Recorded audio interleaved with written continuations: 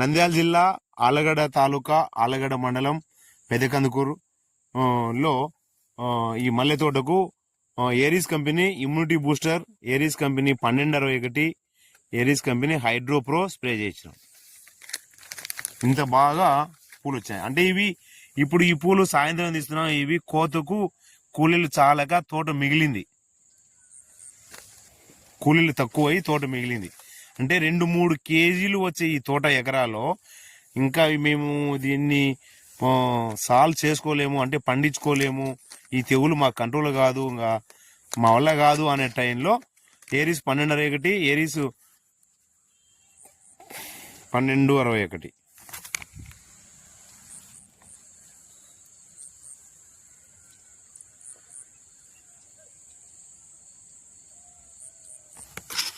Aries hydro pro ఇవి కొట్టించి కరెక్ట్గా ఇప్పటికి వారం రోజులైంది. ఇంత ఇంత పూలు వచ్చాయి.